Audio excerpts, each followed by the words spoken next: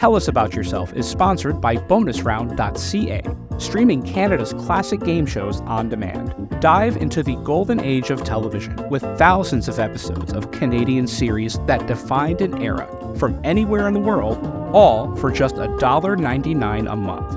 From iconic shows like Let's Make a Deal and Definition to cult classics like Bumper Stumpers and The Mad Dash, bonusround.ca brings you timeless entertainment that's fun, enlightening, and affordable. For less than the price of a cup of coffee, relive the magic of Canadian television history. Subscribe now at bonusround.ca for $1.99 and turn every night into game show night. And by The Inn at Leola Village. Nestled in the heart of picturesque Pennsylvania, the Inn at Leola Village is a sanctuary of luxury and relaxation. Indulge in the timeless beauty of their historic suites, each meticulously designed to transport you to a bygone era of elegance and grace. Experience the culinary delights of their award-winning Italian restaurant, where every dish is a masterpiece crafted from the finest local ingredients. From romantic getaways to corporate retreats, the Inn at Leola Village offers a haven for every occasion. Unwind at the spa, stroll through the lush gardens, and let the stress of everyday life melt away. Make your reservation today at theinnatleolavillage.com or call the front desk at area code 717-656-7002. The Inn at Leola Village, an oasis of luxury.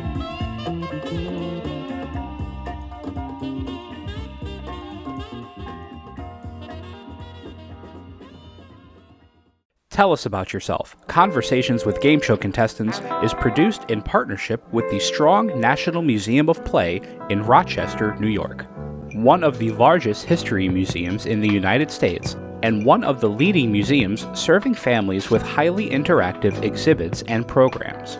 Since 1968, the Strong Museum has been dedicated to exploring the ways in which play encourages learning, creativity, and discovery, and how it illuminates cultural history. And their National Archives of Game Show History. Founded by industry veterans Bob Bowden and Howard Blumenthal, the archive is home to thousands of artifacts representing over 80 years of broadcasting, including props, set designs, video interviews with game show professionals, and other iconic elements from the history of television at play. For more information about the National Archives of Game Show History or the Strong National Museum of Play, visit museumofplay.org or call area code 585-263-2700. Blue 35.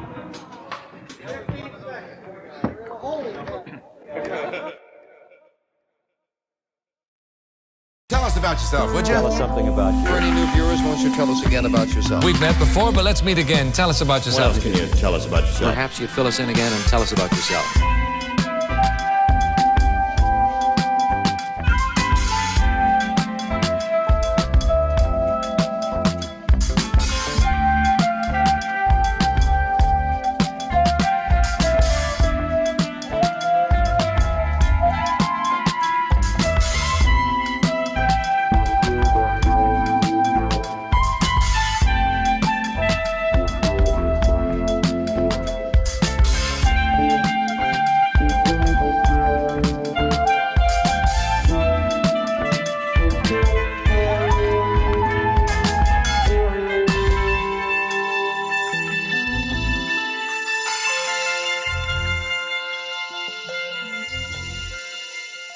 In 2016, what animated film star made history as the first ever Polynesian Disney princess?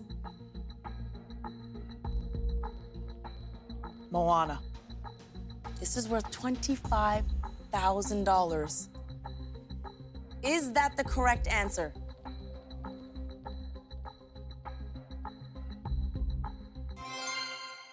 Moana is correct, Andrew! Let's go! My goodness! You cashed in on $25,000. How do you feel? Oh my God. Oh, absolute. I can't even put it. My name is Andrew Long. I am going to be 30 years old, from Toronto, Ontario, Canada. and I work as a resolution support specialist for a major industry regulator. I just won $25,000 on a Canadian game show called Battle of the Generations in the season finale. First and foremost, before we get into anything else, congratulations. That is such a fun, that's such a good payday. Yeah. So I should explain to everybody who's listening, we just got out of your sort of unofficial Zoom watch party, and we all just saw you win $25,000, and it was super exciting, and you played an incredible game. Tell me what your feelings were after having seen yourself on TV for the first time, because I know you saw the episode as it aired yesterday. And even before that, you had taped it over a year ago, right? That's right. Yeah. It aired this past February 2024. We taped it the day after the Super Bowl in February of 2023. What a long time to wait. So describe to me some of those feelings after having finally experienced that release of seeing this episode that you taped so long ago. Honestly, it's totally surreal. It kind of feels like an out-of-body experience. Like, I know what happened. I know I was there. I did it. But to actually see myself reflected back is just like, it's just crazy. Like, I can't even put it into words. Yeah, surreal is the word that I tend to use a lot when I talk about these experiences. And I feel like that definitely applies. I mean, you know, having been on a few of these, I've had experiences where I get to see myself in the position of being on a show that I've, watched for so long. And, this is a new show, but wanting to be a contestant for so long and then finally seeing yourself in that position, because this was your first game show appearance, correct? That's right. It was. Wow. What a good start out of the gate, huh? Yeah, no kidding. Incredible. So usually when I start these conversations, Andrew, I like to talk about what role game shows played in the contestant's life growing up before they became a contestant. And the answers have been as varied as my guests have been. There are some people who are very casual fans, and then there are some people like you and I who live and breathe this stuff every day. So tell me what game shows meant to you growing up and how, I know you have a love for game shows. Tell me how that love manifested itself. Yes. When you were in school, just in your daily life when you were younger. Yeah, absolutely. Game shows have been part of my life from the word go. I think my first words were probably "come on down." Most kids learned their letters and numbers from like Sesame Street. I learned mine watching Wheel of Fortune every night at 7:00, like it should be. Ew. This interview is over. 7 p.m. Jeopardy all day. I will die. It's like I mentioned it a few episodes ago. It's like the Crips and the Bloods. There's just like this endless feud. Yeah. We're really going to stop this East Coast, West Coast thing. Yes. So tell me about what in particular game shows had that appealed to you. I know that some people are into, like you mentioned, the letters and the numbers and the facts and the raw material, the raw intellectual material of game shows. Some people, and I think this is me to a certain degree, just love the atmosphere, just love the music and the lights and the window dressing. What about game shows was it for you? All of the above, Christian. I loved playing along with the shows. I still do.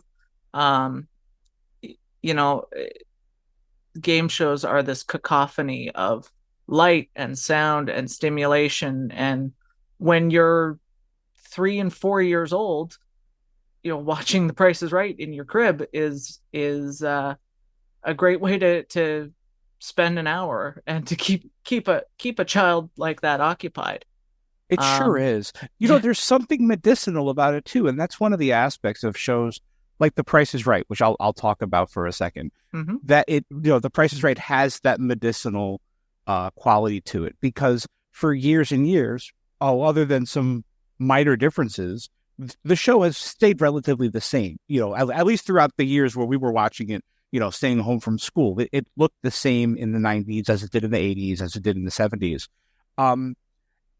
I was talking to another contestant a couple weeks ago who mentioned that before The Price is Right was known for that medicinal kind of thing, Jeopardy, the original Jeopardy, had the same quality, and it was the host standing in front of he had a blue curtain behind him, and apparently that blue curtain was his backdrop for all the 11 years that the show was on. So it's interesting to me that even like a previous generation of game shows, there was that show that kids stayed home sick and watched when they weren't feeling well. Yeah, most definitely. And yeah, like you said, for myself and for I think a lot of us, Price is Right filled that void. It's a as much as it stays the same from a set design perspective, from a presentation perspective, new games every day, new people every day, always something interesting to look at. And just sure, it really does have that medicinal quality, like you said. It does, and just relentless positivity. And I think maybe this is an aspect of game shows that I'm more in tune with nowadays as an adult, kind of prioritizing his mental health. But you talk about the effect that it must have on a child, somebody growing up, to every day. Like, of course, we have it in person, but to every day have somebody smile at you and welcome you. Just that friendly presence at a predictable time, day in, day out. I imagine that must have a positive effect on the kids who grew up on this kind of stuff. I mean, it's hard to imagine how somebody welcoming you and saying hello to you, kind of extending their hand to you every day, might not be beneficial. It has to be. Exactly. It goes hand in hand with the Mr. Rogerses, the Mr. Dress-Ups, the Bob Rosses of the world.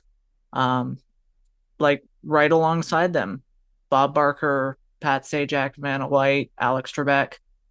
There's that familiarity, that consistency that I think really, we all need that, but especially growing up, that was something I latched onto fairly immediately. Sure. Game shows are a form of entertainment that I think lend themselves unbelievably well to their audience envisioning themselves in that role. I mean, you watch a good game show and you want to be there, whether you want to be a contestant or otherwise. When you were growing up watching game shows, did you fantasize about being a contestant or being a host? Probably both, but at the same time, just wanted to be present. Exactly. Yeah. Like I could see myself doing well on a game show as a contestant, but I always had that sort of dream of like, yeah, this is kind of what I want to do with my life. Like, to be in that sort of role, and to present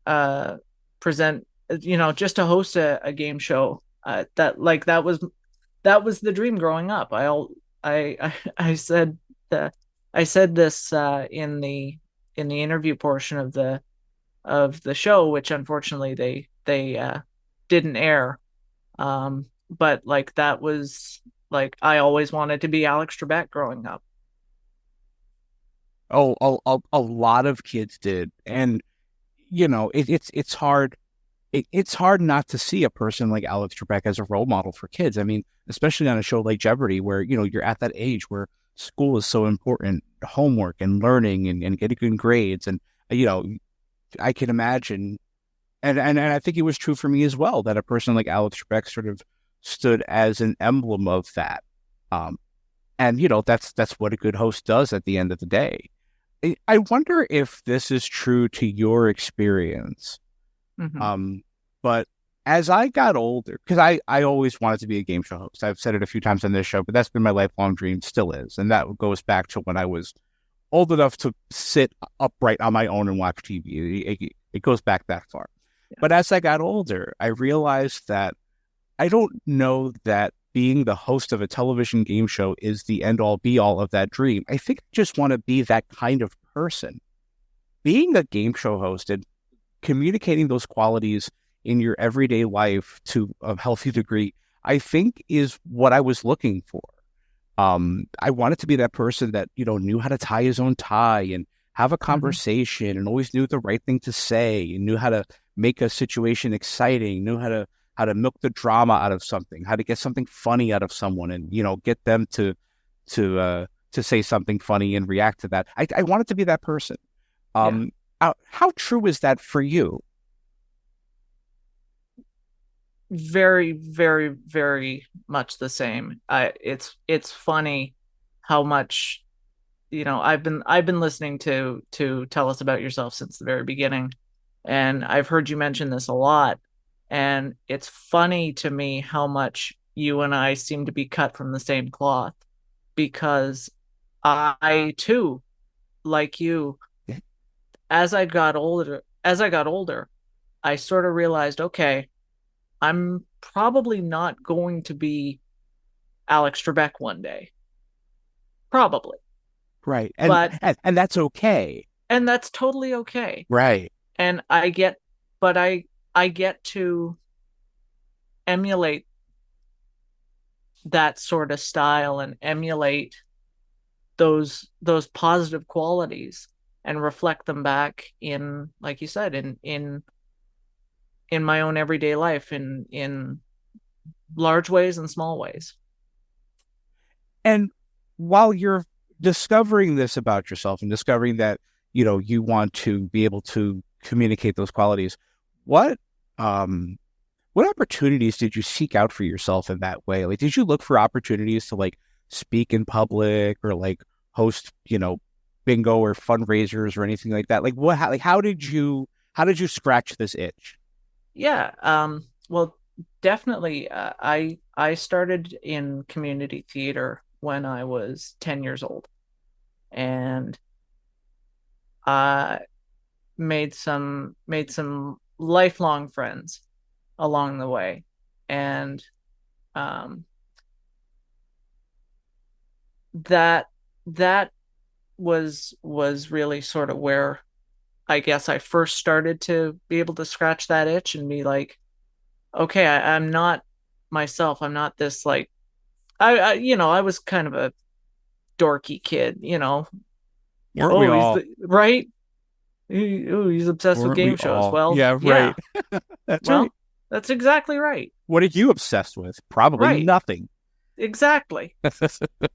And yeah, so as I got older, I was, class projects going through school, I always would gravitate towards, I'll make a Jeopardy game, I'll make a Wheel of Fortune game for my fellow classmates, and I'll be that host. And that was, even just that on a small level was such a thrill. And then I was fortunate enough when I got into high school. I went to an arts high school for drama, and so I got to be on the stage all the time and express myself that way.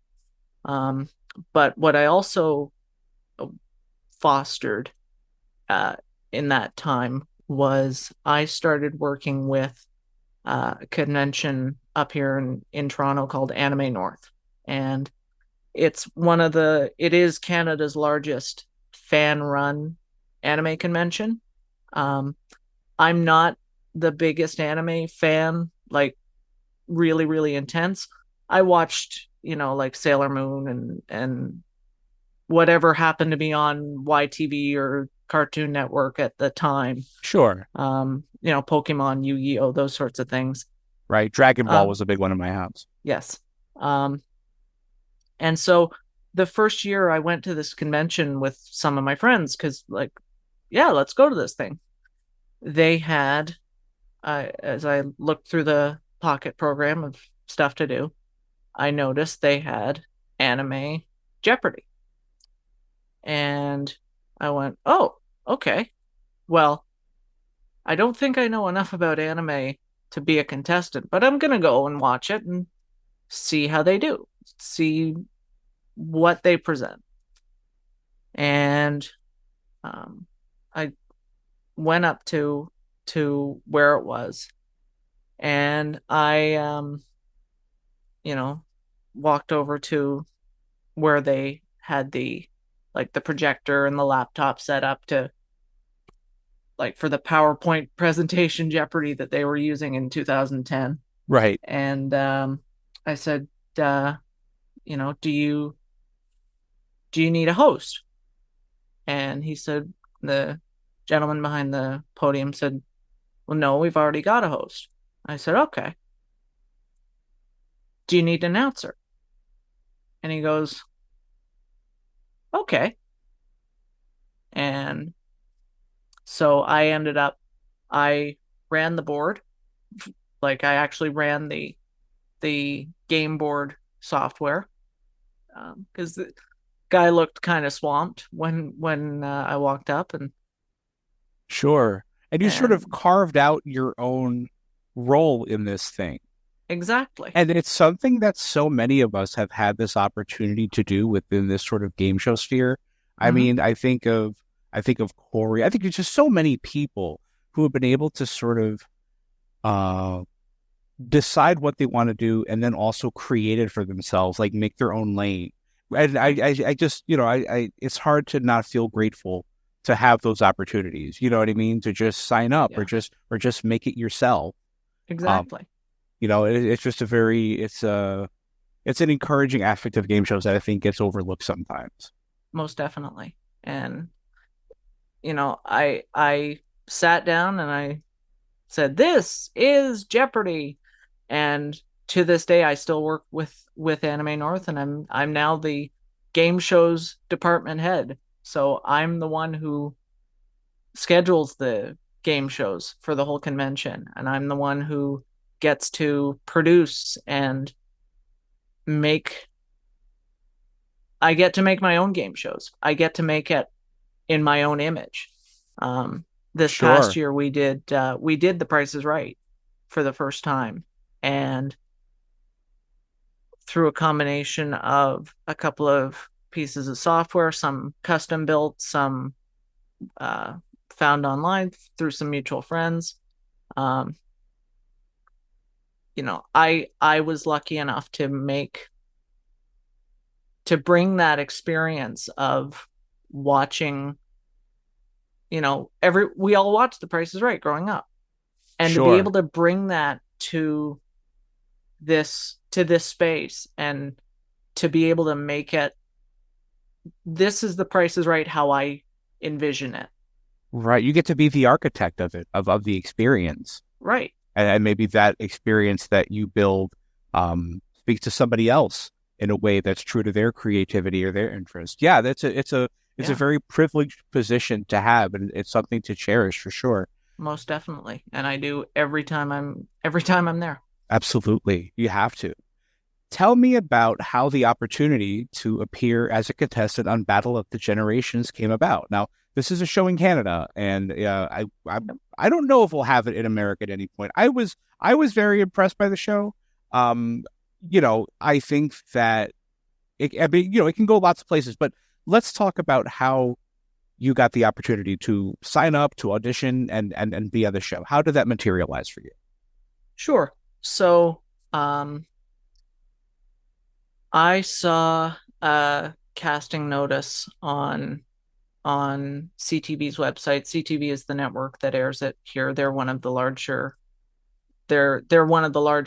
private TV networks in Canada. So for your American listeners, pick one of the big four. So on their website, there went up a casting notice for, we're looking for pop culture trivia experts. And I thought to myself, okay, well, Wheel of Fortune's not taking Canadian contestants right now, and I've auditioned for Jeopardy and I haven't heard. So this might be my shot. And so I said, okay, I'm going to go for it. Now, going into that experience, how do you arm yourself with the confidence to go through the process? Did you seek any advice? Did you have any notes for yourself going into it? Like, how did you attack this challenge? So I've long been a student of game shows, Christian, as I know you're well aware, and as I Sure. know you are too. Sure. So I sort of had an idea of, what I thought made a good contestant. They want somebody who is high energy, somebody who is confident when they speak, somebody who knows the material. And they said on this casting notice, send us a 60-second video. Just, film it yourself on your cell phone and send it in. And if we like you, we'll be in touch. So I sent it in. I thought, okay, I'm going to take a shot. The worst they can tell me is no. I'm used to hearing that at this point. So And I what sent was it your in. strategy for the video? How did you compose that? They really spelled it out in the instructions, be up, be a little more than yourself. Like be yourself, but like turned up to 11.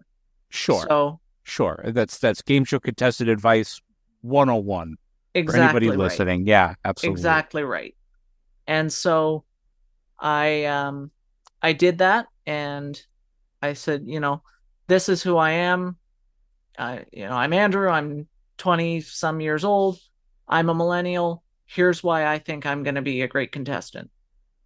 I'm smart enough. I'm fast enough. Gosh darn it, people like me. And words to that effect. And I sent it in.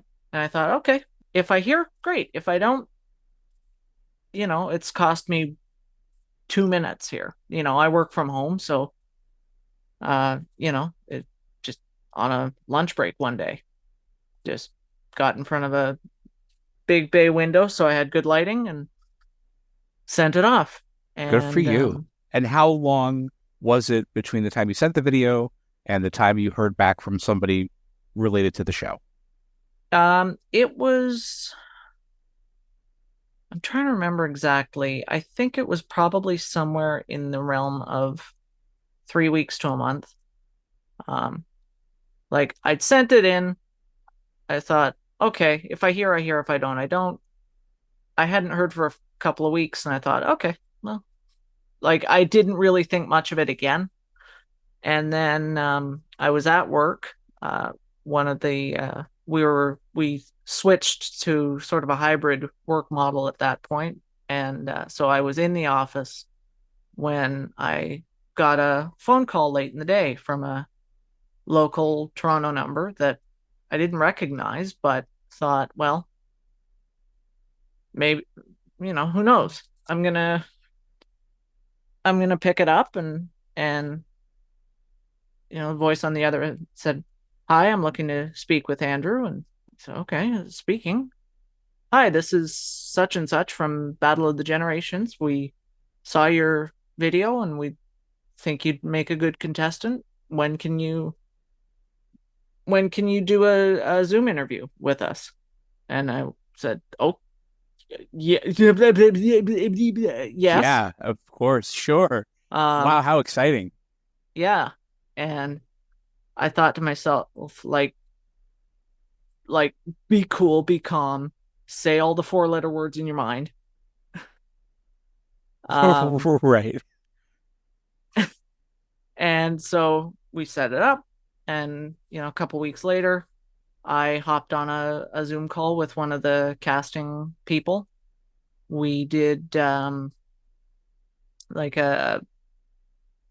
they asked me, I think, something around 15 or 20 questions of all about pop culture from across the various generations, from Gen Z, from millennial trivia, right up through Gen X and baby boomers.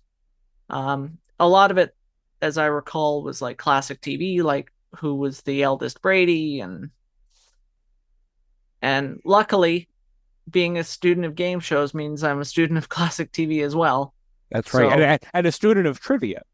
Right, exactly.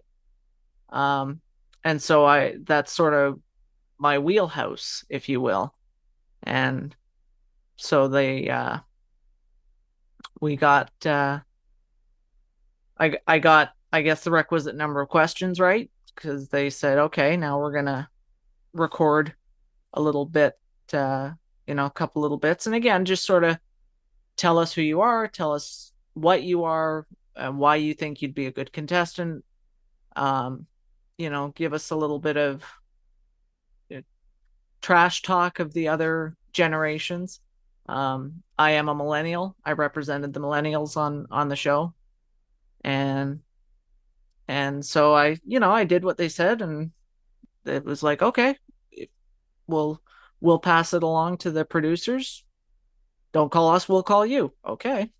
Sure. And then they called you. And then they called me That again is about 2-3 so weeks exciting. later. Wow. And your first successful game show audition under your belt, and now you're a contestant. Yeah.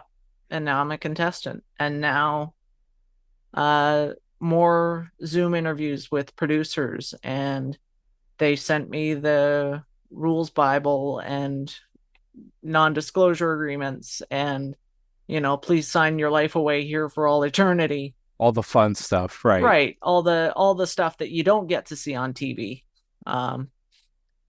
Nor would you want to. Nor would you want to. Right. It's a 36-page document that outlines every single rule and every single possible scenario.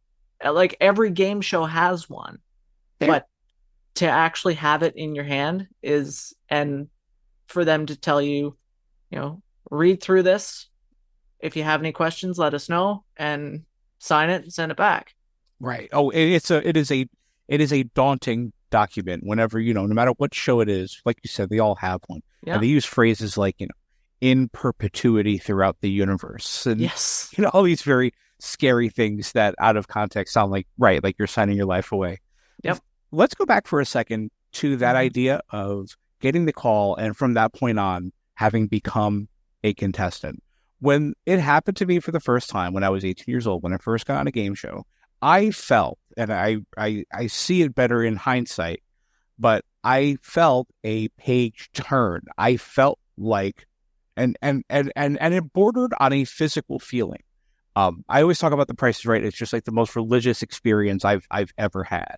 Mm-hmm. And I remember the feeling of like, this is me now. I'm a contestant. I'm no longer an aspiring contestant. I can no longer say I've never been on a game show. I felt that happen.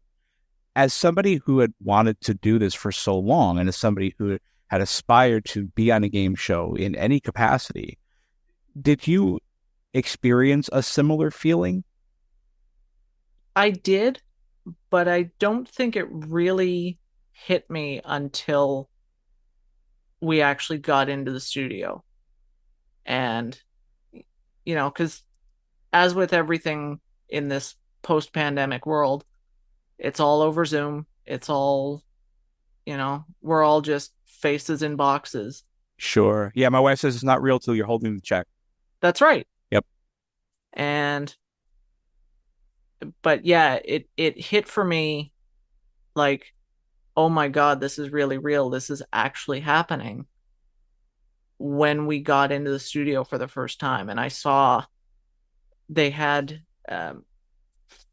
on the show this massive set piece. It has to be like 20 feet tall by 30 or 40 feet wide. It's this giant cube that is totally lit with video screens and LEDs, and comprises all the it's the whole game board. It's like walking out on the Jeopardy set and seeing the game board, or walking out on the Wheel of Fortune set, seeing the puzzle board, seeing the wheel.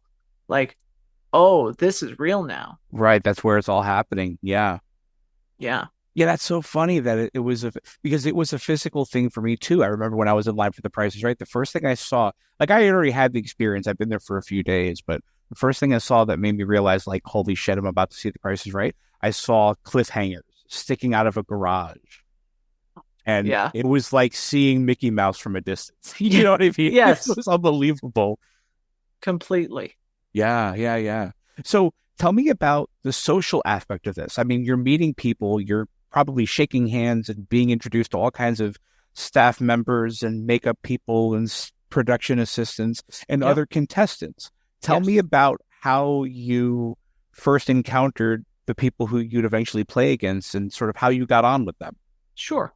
So the first time we met was the show was kind enough to put everybody up in a hotel across the street from the studio, and a really nice hotel, like not just the little no-tell motel. This is a big network game show, so they brought people in. My understanding is that they flew people in who were not local. Fortunately, the show was filming in Toronto where I live, so I just had to get myself down to the hotel. We spent the night there, and it was in the hotel lobby the morning of the taping was the first time I encountered anybody from like any of the other contestants. I went downstairs. They had us bring a couple of changes of outfits, and we had to take everything with us out of the hotel room. We were just put up for the one night. And so it was like, okay, you have to check out and you have to be in the hotel lobby. Your call time is noon o'clock. So my ass is down there at like 5 after 11 because I woke up early. I showered. I got myself sort of pumped up and got down there and just sort of kept to myself. And about half an hour goes by, and woman walks up to me, and she's also got like a garment bag with a couple of changes of clothes, and I see a thing of luggage, and she says, "Are you here for the game show?" And I said, "Yeah." "Are you here for the game show?" She says, "Yeah, I'm Kathy. I'm nice to meet you." And so I'm Andrew. Yeah. And the other two contestants on the show trickled down shortly after that.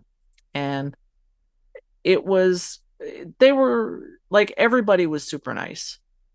There was a real camaraderie between the four of us, even though over the course of the show, three of us were going to be knocked out and sent home by the other players. It's just how the game works. There's only one winner at the end.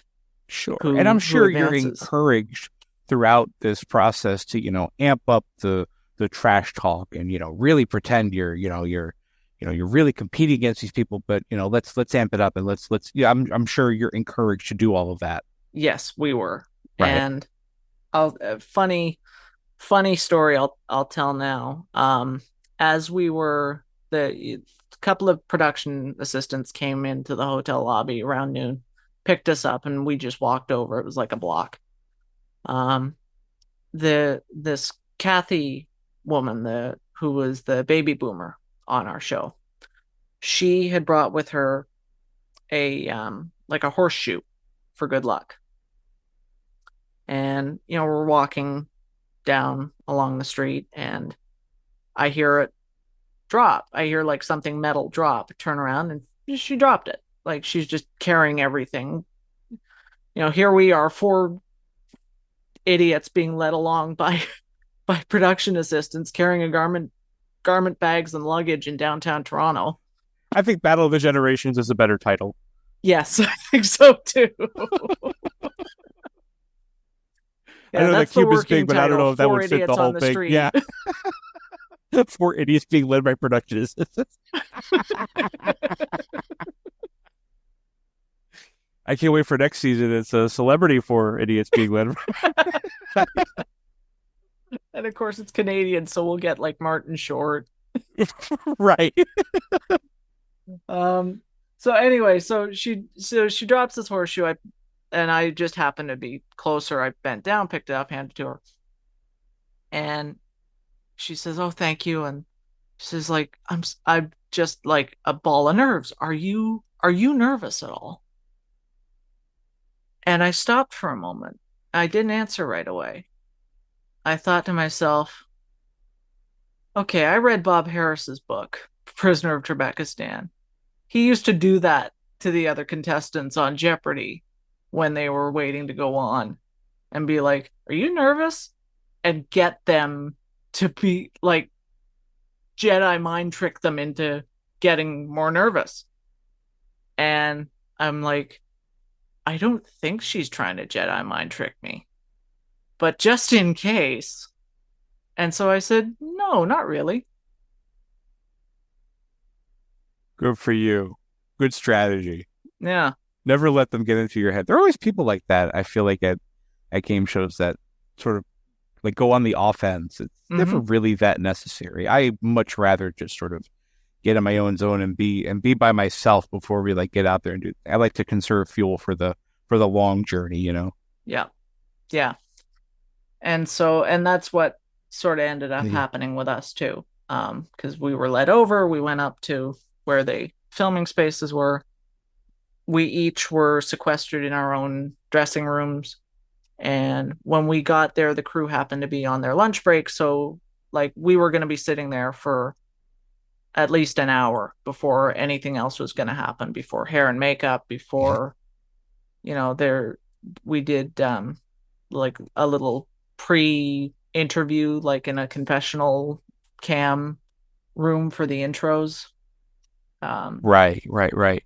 And as a student of television, a student of game shows, I mean, you're soaking all of this in. I can imagine that it's very exciting to just be in the presence of all that. And as somebody who is a student of this type of TV, this type of entertainment, I wonder if you could, in terms of the experience up to this point, maybe even including, as the show is taping, I wonder if you could detail for me one of the elements of being on a game show that isn't immediately visible or perceptible to somebody watching from home. Like, what are you seeing or hearing or experiencing that is unique to the experience of somebody being in that room as opposed to watching it on TV? That's a great question. I think the thing that stuck with me the most is seeing like all of the production staff, from camera operators to the sound people to the floor manager who's talking to the control room in the back, who's relaying instructions to the host. There's so much more that goes into producing a game show than most people realize. Oh, yes. Dozens, if not hundreds of people. Exactly. Yeah. I think on our show, between all of the in studio, like the camera ops, the audio, everybody I just mentioned, the production assistants, right the way down to the person controlling when the question graphics come up on the screen, the hair and makeup people, the contestant producers who, and like the contestant coordinators who were there to help root us on and make us feel as relaxed as possible given the circumstances. This isn't something that we all do every day. Oh, right? Of course. Oh, you need somebody to guide you into that experience. Absolutely. Yeah. Absolutely. And I will forever sing the praises of contestant coordinators everywhere. And I especially want to give a shout out to Jake, Amy, and Mark, who were the three contestant producers on Battle of the Generations. They are wonderful, wonderful people. And if they ever hear this show, thank you guys so much. I am so glad to hear you had that experience. That's really wonderful to know that it was so positive for you. Yeah.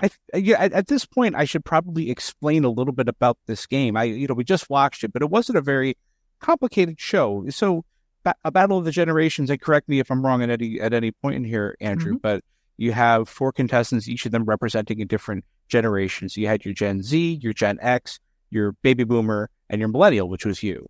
Correct. And through a series of rounds, you're answering questions about pop culture through the lens of your own generation and sometimes the generations of the players around you, which is a little bit more of a challenge and pays off a little bit more. Everybody's feeding into a pot throughout the game. All the money that's won, goes into this bank, and then the winner at the end gets to compete for that bank. Right. It was a simple game, and it was very engaging. And I found I knew a lot more about Gen Z stuff than I realized I did, which is probably one of the goals of this show. I think that's probably one of the things the audience gets to take from that. You know more than you think. Yes, definitely. Now, I noticed that there was no audience, probably because of COVID and because of social distancing and all of that. As somebody who, and I will say it was sorely missed, because I think that there were a lot of moments that would have been greatly accentuated by having a crowd there to sort of feed off of.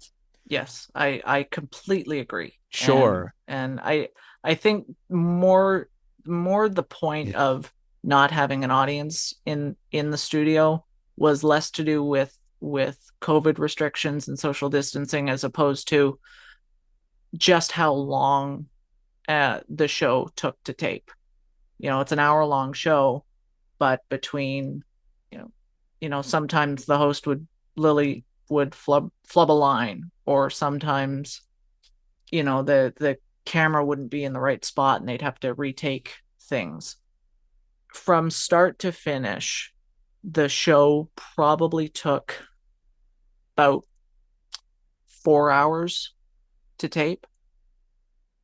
Wow, that's not a great turnaround time. That's a long time. It's a Wow. very, very long day. Well, and probably too long to have a live audience there anyway. I mean, you'd have to keep them entertained and energetic throughout.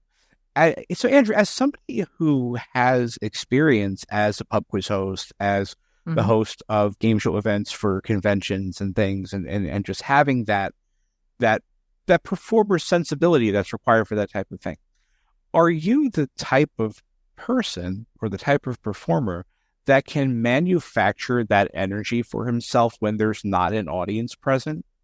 Because that's very difficult, and I even have trouble doing that.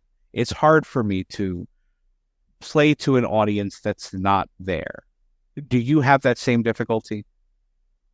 Yes and no. I mean, Okay. I've done theater shows and I've done game show events in front of a room of 500 people, and I've done game show events in front of a room of 5 people. And when I'm the host, when I'm running the thing, I turn it on a little bit more. I can sort of bring myself into that place where I'm a little bit more up, a little bit myself turned up to 11, which, as we discussed, is exactly what you want in a good game show contestant. Sure. And so, I think I definitely think there are pros and cons to not having an audience present. On the one hand, you don't have anybody there to feed off of, which I can tell you as a performer, you definitely do feed off the audience's energy. But on the other hand, it also means there are less eyeballs on you. And if you're somebody who, sort of, there's less pressure to perform. It just sort of feels like you're in a room full of, your friends or Well, really, you're in a room full of strangers who you're probably never going to see again. So it sort of doesn't matter if you make a good impression on them in the room or not. Right. Oh, yeah, you're all there for the same purpose. It's to play the game. Right. Of course. Yeah, the energy that the audience brings to a game show, I just feel like cannot be undervalued. And again, watching this show with you, while the game was great, there were so many moments that I wish I had heard a reaction to that. I wish there were more people to celebrate that in person. But I think that there's also something to say about the level of familiarity that a setup like that brings. I remember when The Price is Right was doing their COVID era shows, and there was no audience, and all the contestants were pre-selected, and they had to really sort of jump through hoops to get that energy up that show requires. And I remember watching it and just thinking about how difficult that must be. But I'm sure some people have a great difficulty with it and some people don't. It's a sort of new life skill that the people like us who are interested in this kind of thing need to develop. Exactly. Yeah. So tell me about anything that you might remember as it relates to your time on the show playing the game. Was there any sort of notable thing that, again, a viewer might not be privy to that you went through? As much as they encouraged us to sort of trash talk each other, and they sort of fed us some lines to say that they wanted us to hit in those little 1-minute interviews that they turned out. A lot of that sort of fell away while we were playing the game.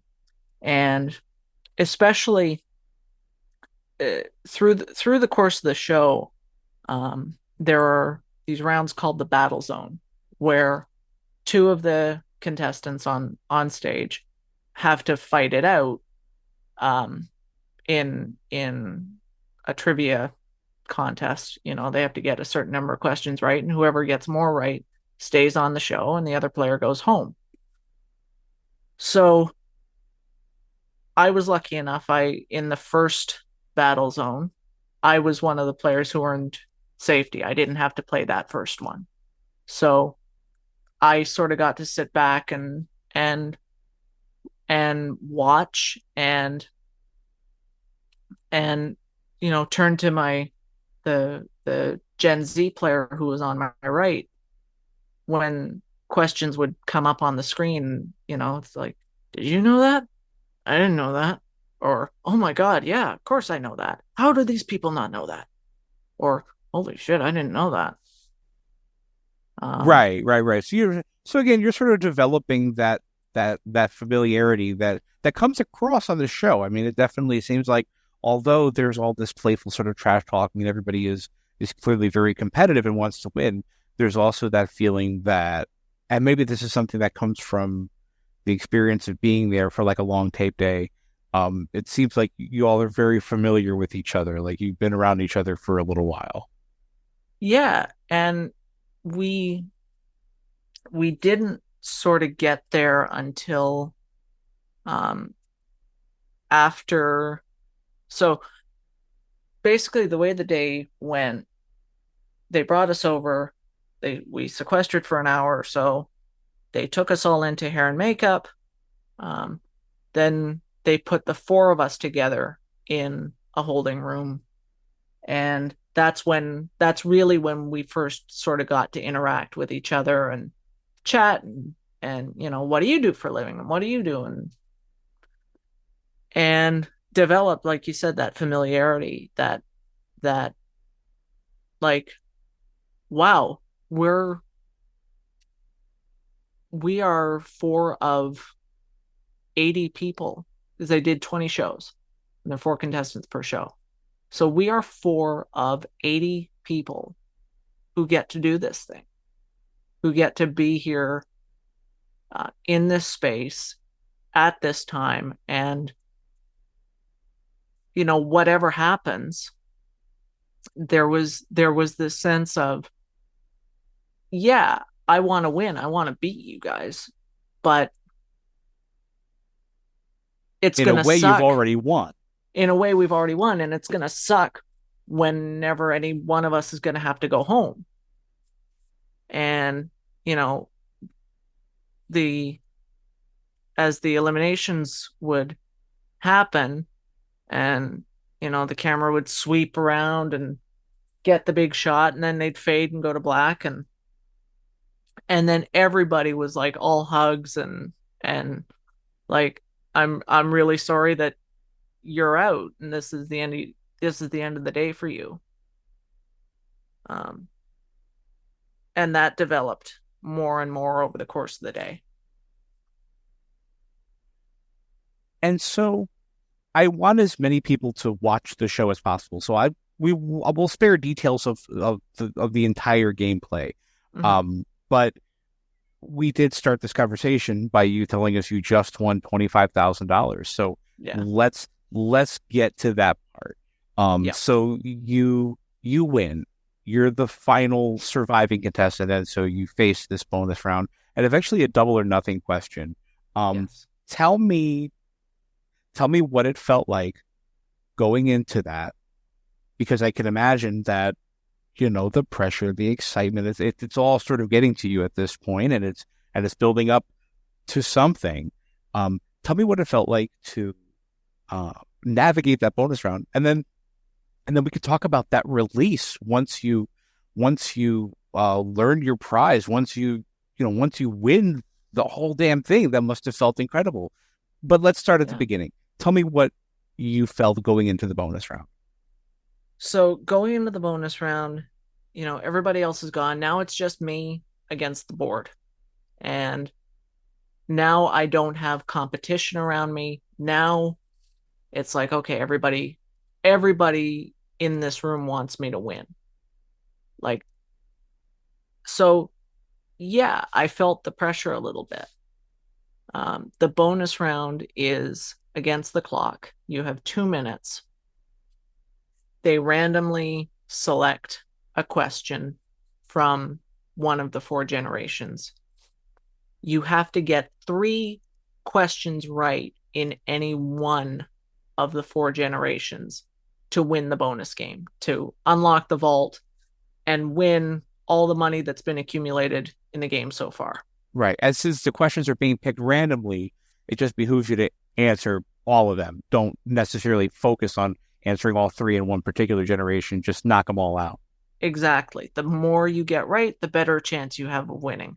Because once you get one wrong in any one of the generations, it's locked out. You can't, the randomizer doesn't land on it anymore. Like, it goes blank and it's out.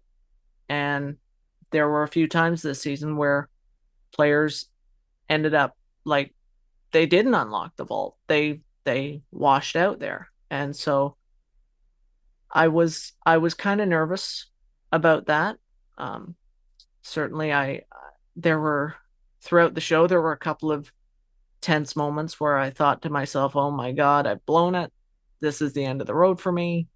And then I got the reprieve from the governor, or the premier, as the case may be. But so going back to the bonus round, I was cautiously optimistic. Like, I know my stuff. I've gotten this far. Now I just have to get 3 questions right. That's all.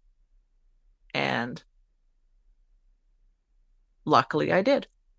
And I ended up unlocking the vault, and the screen goes wild and they start firing off like computerized confetti onto the screen, and then comes the big decision. Do you risk everything that you've won so far on one final question? Now, going into this part of the game, had you already given yourself some idea of what you were going to do? Like, did you walk into this thinking, no matter what, I'm going to risk it? Or were you a little more conservative? When I went into the studio, I thought to myself, okay, what's the it, I thought to myself, it's going to depend on how much is at risk. You know, if throughout the show we manage to win $15,000, let's say, is it worth gambling 15,000 to win another 10? Maybe yes, maybe no. Right. But so at the end of the game, the total amount that I had won to that point was 12, that everybody had put into the vault and that I ended up unlocking, was $12,250, which is sort of right in that. It's just below the halfway point. And I thought to myself, like, yeah, 12 and a half grand that's a lot of money. That could do a lot of good. I can pay off some student loans. I can pay off some bills, maybe travel a little bit. Sure. And what you don't see on the show is you win the money, and then they say, okay, we're going to show you the category for the final question. We're going to tell you what generation the question's going to come from and what the general category is.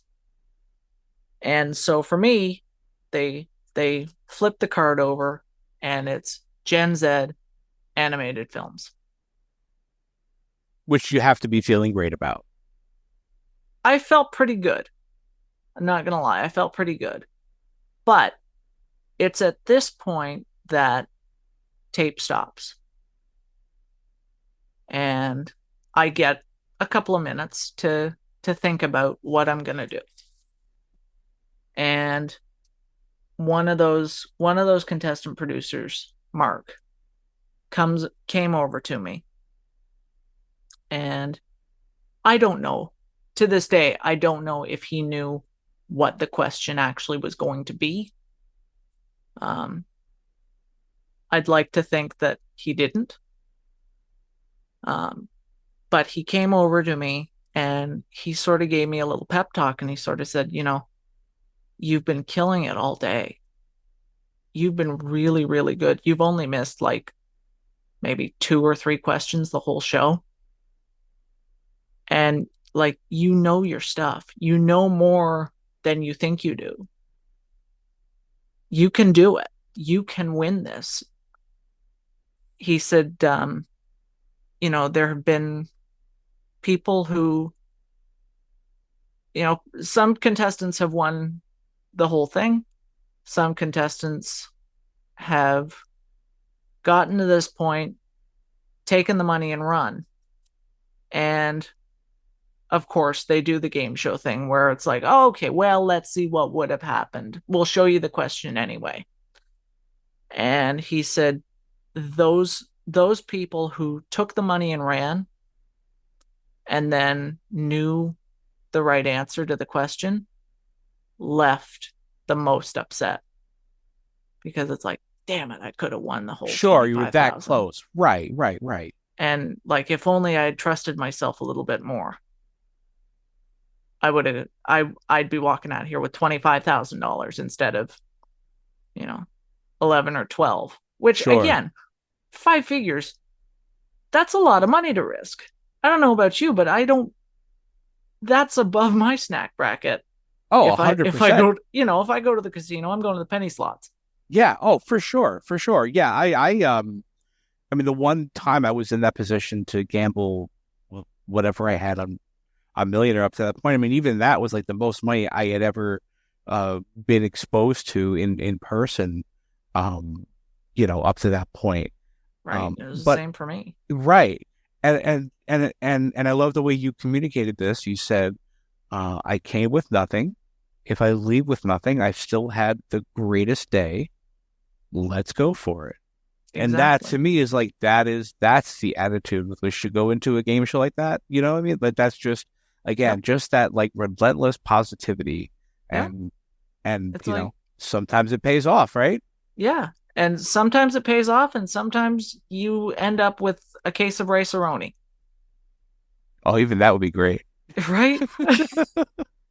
I'd love some rice-a-roni. Right? So, again, we'll spare the details of the gameplay itself because I really think it's a show worth watching, and I want people to watch it. I want people to experience it. And if you hear everything about the game on this thing, you don't have to watch that thing. So we'll try to instill some synergy here.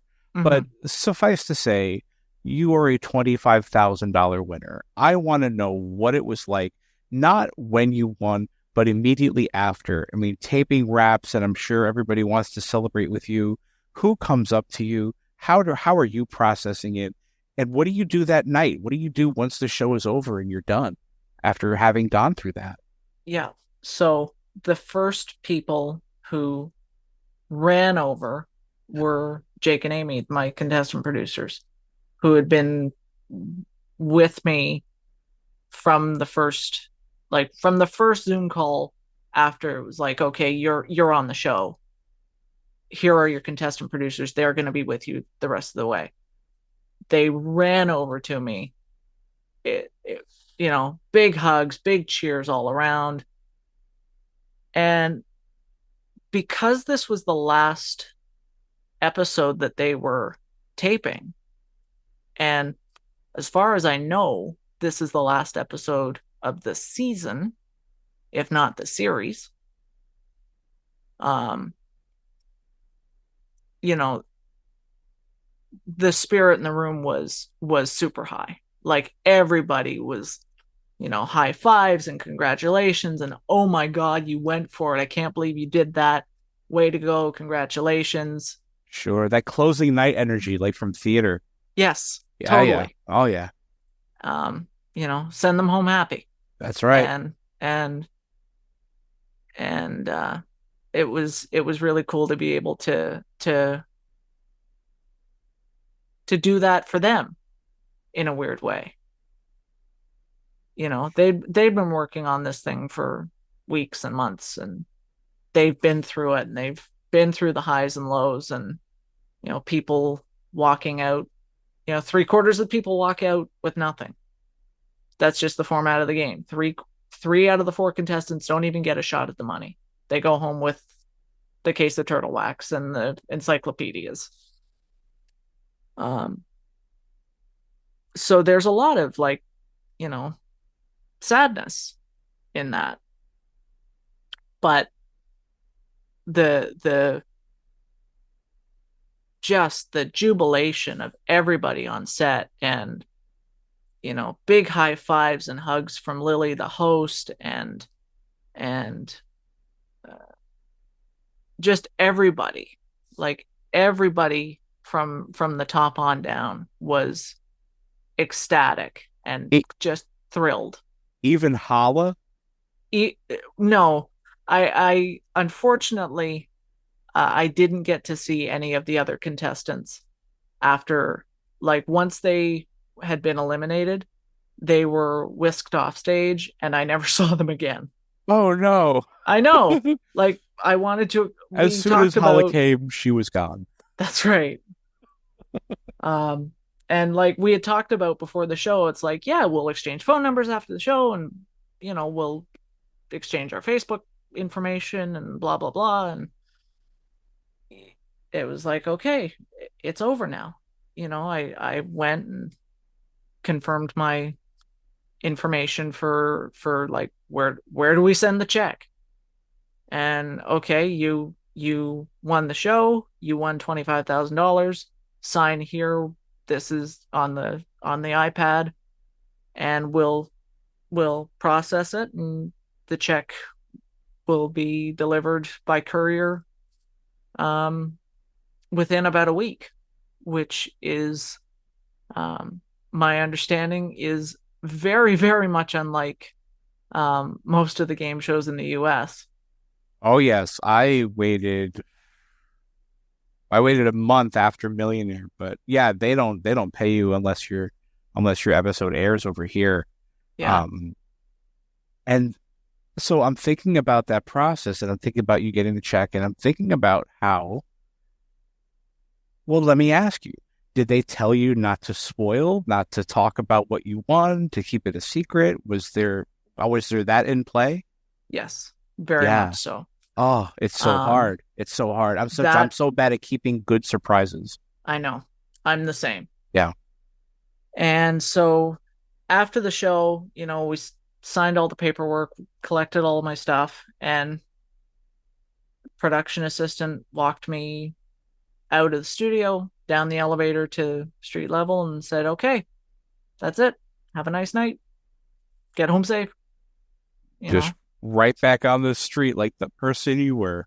That's it. It's such a trip. It's such a trip. I remember, again, I'm just comparing my experiences to yours, but I remember after Millionaire, just suddenly, 15 minutes ago, I was sitting in the hot seat on the set of Who Wants to Be a Millionaire. Mm-hmm. Now, I'm walking past the hot dog cart, and nobody around me knows what just happened. Right. Yeah, exactly. It's the oddest, snap back to reality. I've just gone through this entire day of living out one of my childhood dreams, appearing on a game show. And not only that, winning the whole damn thing. And so, I'm still riding that high, and it's like, okay, see you later. And back out onto the streets of Toronto and get on the subway or call yourself an Uber and go home. Sure. And so that's what I did. So if you don't mind me asking, what were you able to do or see or accomplish or gain for yourself as a result of this win? I mean, $25,000, even Canadian, is big money. Yes. What did that money do for you? What'd you do with it? So I was able to do a few things. Some more of the mundane, practical stuff. Like I said, pay off my student loans, right? And then I was also able to do some traveling. I was fortunate enough to have been invited to the 24-hour game show marathon. You were an honored guest. We were so happy to have you. And I am honored to be part of the family. And I can't wait for next year, for what's coming. Bigger and better than ever. It's going to be so much fun. Yeah, I'm so thrilled. I can't wait. And so that was so much fun. And I honestly had the same sort of experience walking into the studio where we do the marathon as I did walking onto the set of Battle of the Generations. Like, holy crap, I'm here. It's real. Oh, that's a trip. It's not just like on Twitch. It's not just on the internet. You're like in it. Oh, wow. That is an honor. That we were able to create that feeling for you. And, thinking about your trajectory, Andrew, just from your beginnings as, like you said, a student of game shows and just following that path all the way up to this experience that we just watched with you tonight. One of the commonalities I'm noticing is the pride that you have in being able to create the moment. So I'm thinking about you hosting stuff at anime conventions. I'm thinking about you hosting pub quiz. I'm thinking about how you described your experience on Battle of the Generations. Even though you're a contestant, there's a certain level of pride you're taking in being able to be the one that facilitates that feeling that you grew up with, that feeling that game shows gave you that made you want to get into this thing. And I wonder, in closing, if off the top of your head, you have any sort of reflections about just being able to have those opportunities to, like we said earlier, be the architect of the experience and have the people watching you and the people playing along with you benefit as a result, and get them feeling the way that you did way back when. I wonder if you have any feelings about that. Yeah, absolutely. Well, we watched it tonight on Zoom, and last night I had an in-person watch party with a lot of my dearest friends, relatives, family. Some very good friends traveled from a very long distance away just to be there in the room where it happened. And like that was shock of shocks. And I've been sitting on this for over a year, right? Like, I couldn't tell anybody about what happened, about did I win, did I lose. Up until about a month ago, I didn't even know when the show was going to air. And so when we found that out, I thought, okay, we got to have a watch party. And just being there and experiencing all the family and friends celebrating, screaming at the television when I got a question wrong, poking fun at the other contestants, poking fun at me. It was so special to be able to share it now with the world and with my friends from near and far. And that, I think, is the best prize I could have ever asked for.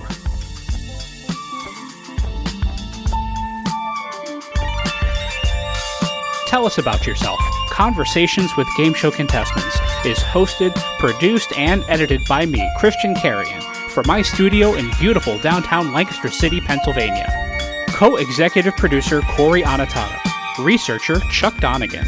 This has been a production of BuzzerBlog, the most popular game show website in the world, in partnership with the National Archives of Game Show History at the Strong National Museum of Play in Rochester, New York.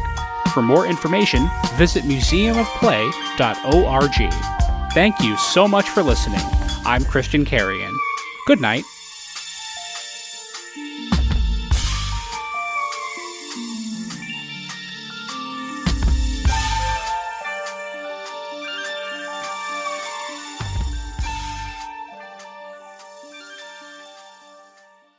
Tell Us About Yourself. Conversations with Game Show Contestants is produced in partnership with the Strong National Museum of Play in Rochester, New York. One of the largest history museums in the United States, and one of the leading museums serving families with highly interactive exhibits and programs. Since 1968, the Strong Museum has been dedicated to exploring the ways in which play encourages learning, creativity, and discovery, and how it illuminates cultural history. And their National Archives of Game Show History. Founded by industry veterans Bob Bowden and Howard Blumenthal, the archive is home to thousands of artifacts representing over 80 years of broadcasting, including props, set designs, video interviews with game show professionals, and other iconic elements from the history of television at play. For more information about the National Archives of Game Show History or the Strong National Museum of Play, visit museumofplay.org or call area code 585-263-2700. Tell Us About Yourself is sponsored by bonusround.ca, streaming Canada's classic game shows on demand. Dive into the golden age of television with thousands of episodes of Canadian series that defined an era from anywhere in the world, all for just $1.99 a month. From iconic shows like Let's Make a Deal and Definition to cult classics like Bumper Stumpers and The Mad Dash, bonusround.ca brings you timeless entertainment that's fun, enlightening, and affordable. For less than the price of a cup of coffee, relive the magic of Canadian television history. Subscribe now at bonusround.ca for $1.99 and turn every night into game show night. And by The Inn at Leola Village. Nestled in the heart of picturesque Pennsylvania, The Inn at Leola Village is a sanctuary of luxury and relaxation. Indulge in the timeless beauty of their historic suites, each meticulously designed to transport you to a bygone era of elegance and grace. Experience the culinary delights of their award-winning Italian restaurant, where every dish is a masterpiece crafted from the finest local ingredients. From romantic getaways to corporate retreats, the Inn at Leola Village offers a haven for every occasion. Unwind at the spa, stroll through the lush gardens, and let the stress of everyday life melt away. Make your reservation today at theinnatleolavillage.com or call the front desk at area code 717-656-7002. The Inn at Leola Village, an oasis of luxury.